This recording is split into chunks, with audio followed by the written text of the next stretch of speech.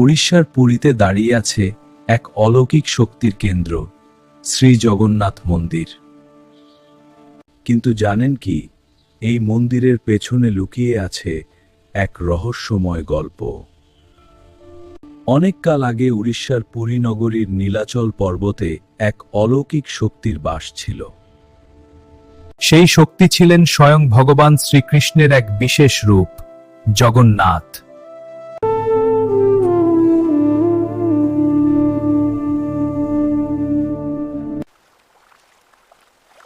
কথিত আছে, দ্বাপর যুগের শেষে যখন শ্রীকৃষ্ণ এই পৃথিবী ত্যাগ করেন, তার দেহাংশের এক দিব্য অংশ সমুদ্রের জলে ভেসে আসে।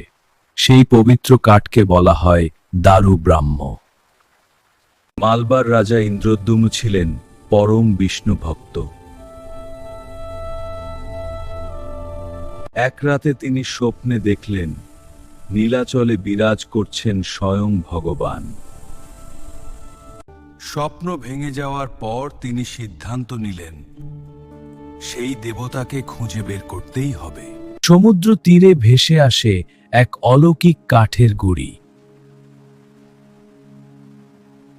যা থেকে ছড়াচ্ছিল অপার্থিব আলো। রাজা বুঝলেন এটাই দারু ব্রহ্ম। মূর্তি গড়ার জন্য আহ্বান করা হলো স্বয়ং বিশ্বকর্মা দেবকে। আমি মূর্তি গড়ব, তবে শর্ত একটাই, কাজ চলাকালীন 21 দিন দরজা খোলা যাবে না। রাজা রাজি হলেন, কিন্তু 14 দিনের মাথায় রানী উদ্বিগ্ন হয়ে দরজা খুলে ফেললেন। দেখা গেল 3টি মূর্তি অসম্পূর্ণ অবস্থায় রয়েছে, হাত পা সম্পূর্ণ হয়নি। জগন্নাথ, বলভদ্র, সুভদ্রা। দেবতার বড় চোখ যেন সবার দিকে সমান দৃষ্টি রাখছেন। পরবর্তীতে নির্মিত হয় মহিমান্বিত শ্রী জগন্নাথ মন্দির। এই মন্দির আজও হিন্দু ধর্মের 4 ধামের একটি।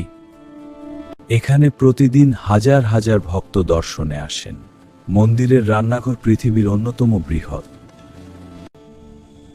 যেখানে প্রতিদিন লক্ষাধিক মানুষের জন্য প্রসাদ রান্না হয়। প্রতি বছর আষাঢ় মাসে অনুষ্ঠিত হয় মহারথযাত্রা। লাখো ভক্ত রশি টেনে রথ টানেন। বিশ্বাস করা হয়, রথের রশি একবার টানতে পারলে জন্ম জন্মান্তরের পাপ মুক্তি হয়। জগন্নাথ দেব শেখান, অসম্পূর্ণতাই কখনো পূর্ণতার প্রতীক।